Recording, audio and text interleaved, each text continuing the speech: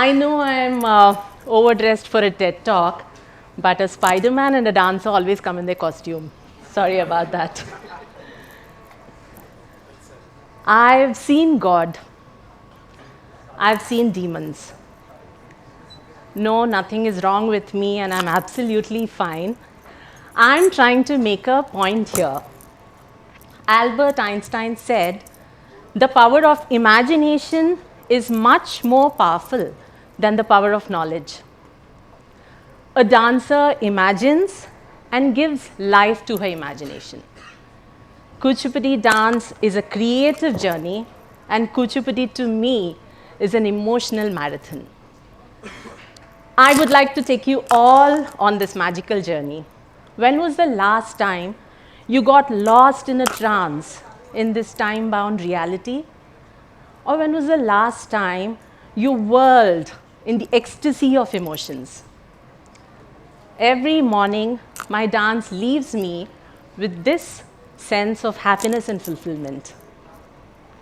I would like to present to you all a piece from the Mahabharata. The Kauravas invite the Pandavas for a game of dice. The Pandavas arrive in a chariot. Duryodhana welcomes them. Dharmaraja enters, followed by a hot-headed Bhima. Arjuna, yes, Nakula, and then comes a chirpy Sahadeva. Shakuni takes over the game. The Pandavas lose their throne, their freedom, and eventually they lose their wife, Draupadi too. Draupadi is dragged into the court. She pleads for justice, which isn't forthcoming. Hope you all enjoy this piece. Music, please.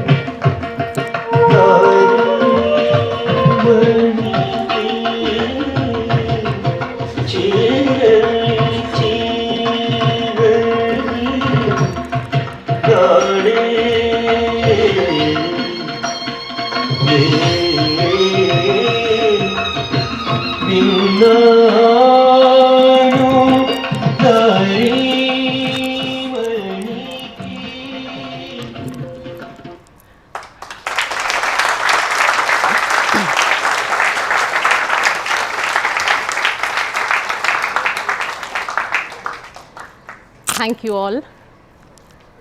What you have just witnessed is how Kuchipudi emphasizes on abhinayam. And here, when a dancer performs a character, she has to get into the soul of the character. In the process, here today, when I was performing this, I had to forget that I am a wife, a mom, a daughter, or a sister. I just had to become the character which the story demands, while transforming this entire auditorium into a Kaurava's court. While doing so, I also had to ensure that you all traveled with me to the other side, where I connect with each and every one of you, and that is the only way it is possible. Here I connected with each and every one of you, and I usher you into my world, which I have curated and I'm experiencing inside me. Believe me, all this isn't a cakewalk at all. When I first started as a kid, I merely liked dance for the costume, the color, and the makeup. And when I started learning, I have realized that there is standing in position and aligning your body, and then there are steps, jatis. You have to hit your legs very hard. This is very important to follow the rhythm, and so many more rules. So suddenly it dawned on to me that this whole hard work and pain isn't comforting at all. I became a very reluctant student, and my guru found me quite a handful. He even said, Rekha, I'm going to teach you only if you do the class at 6 a.m. in the morning, because I was very lazy. Yeah, so I did. I woke up in the morning. I did this religiously for 2 years. I just followed what I was told to do. My guru always said, shine like the sun, or in other words, put in so much effort that there's a lot of gap between you and the person who comes second. So yes, I followed all those rules, and within no time, I've gained some expertise and enough knowledge. I started taking part in competitions, initially the state levels and then in the nationals. And guess what? Hard work paid off, and I won each and every one of those competitions. I became popular in my school and college. Now was the time when I had to decide my career, and I said I'll take dance as my career. It was a very unconventional choice then. I had a very supportive family and my parents agreed, and that's how my journey began. I suddenly became a professional dancer, traveling 20 days a month. With a dance diploma state first rank and a fellowship, I was living my dream. Many TV channels approached me for interviews. I was in the newspapers. I traveled initially in the country and then I was performing abroad. Life was perfect. I got married in between, but the game didn't change.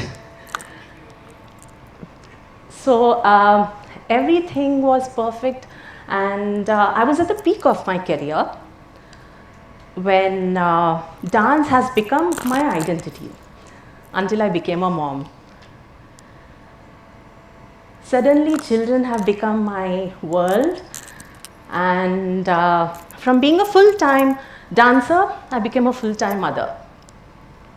I was so engrossed in trying to be the perfect mom, I didn't realize when my break stretched to a decade. I wanted to get back, but all those years, the passion for dance was burning inside me.